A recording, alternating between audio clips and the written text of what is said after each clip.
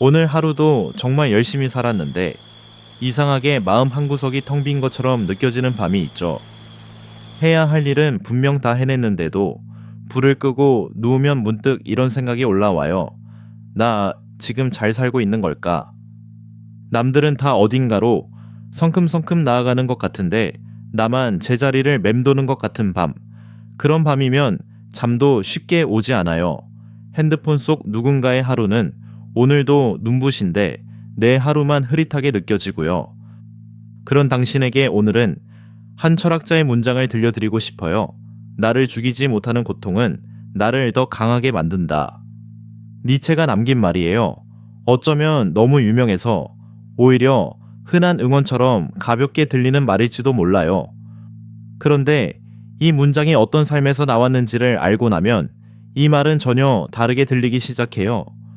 그러니 잠들기 전 몇 분만 서두르지 않아도 괜찮으니 이 이야기를 천천히 끝까지 들어봐요.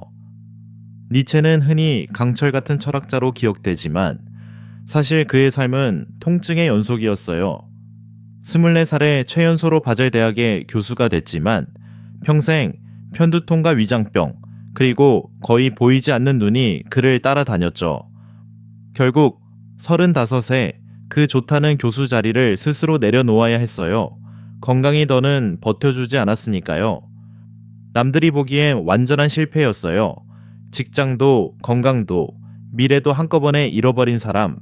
35세 그는 이제 아무것도 아닌 사람이 된 것처럼 보였죠. 그런데 놀라운 건 그 다음이에요. 그가 가장 아팠던 그 10년 동안 우리가 아는 니체의 책들이 거의 다 쓰였거든요. 통증이 잠시 물러나는 짧은 순간마다 그는 호숫가를 걷고 생각을 다듬고 한 줄 한 줄 적어 내려갔어요.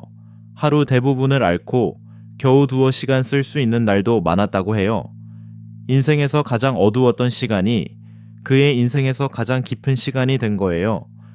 그 니체가 허무라는 감정과 평생을 씨름한 끝에 남긴 대답들이 있어요. 오늘은 그중 3가지만 가만히 꺼내 볼게요. 첫 번째, 니체는 고통이 사라지게 해달라고 빌지 않았어요. 대신 이렇게 물었죠. 이 고통은 나를 어디로 데려가려는 걸까? 그는 믿었어요. 깊은 고통은 사람을 무너뜨리는 게 아니라 더 깊은 사람으로 만든다고요. 실제로 그는 자신을 키운 건 좋았던 날들이 아니라 가장 아팠던 날들이었다고 고백해요. 니체가 차라투스트라에 남긴 비유가 하나 있어요.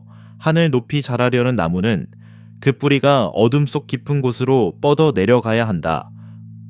위로 자라고 싶다면 먼저 아래로 어둠 속으로 깊어져야 한다는 거예요.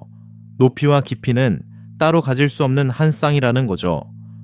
그러니 지금 당신이 지나고 있는 이 어두운 시간은 추락이 아니라 뿌리가 자라는 시간일 수 있어요.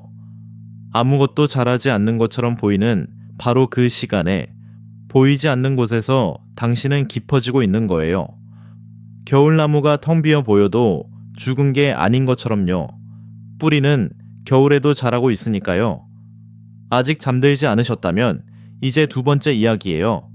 니체에겐 평생 품고 산 말이 하나 있어요. 아모르 파티, 내 운명을 사랑하라.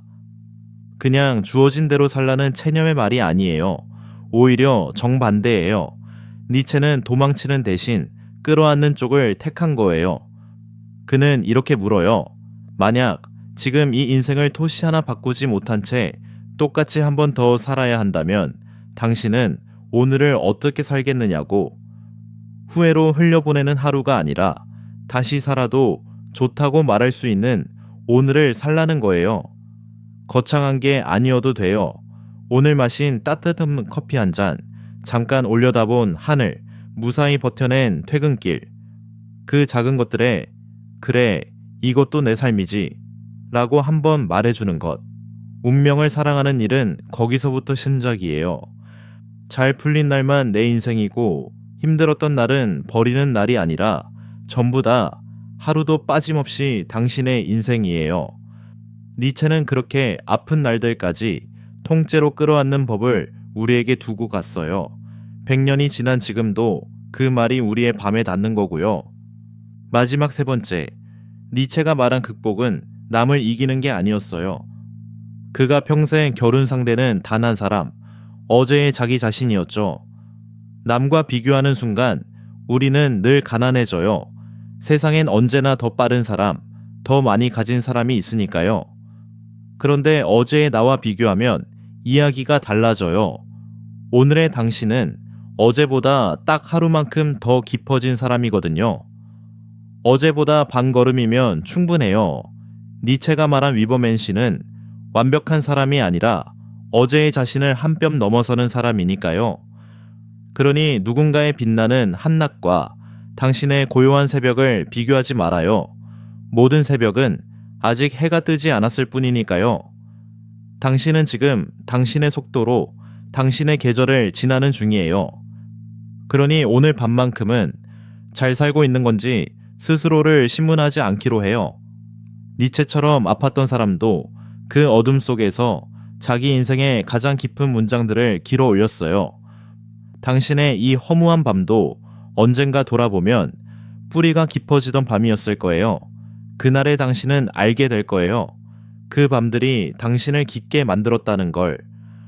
텅 빈 것 같은 마음을 안고도 오늘 하루를 끝까지 걸어온 일, 그건 당신 생각보다 훨씬 단단한 일이에요. 정말로요. 오늘도 애 많이 썼어요.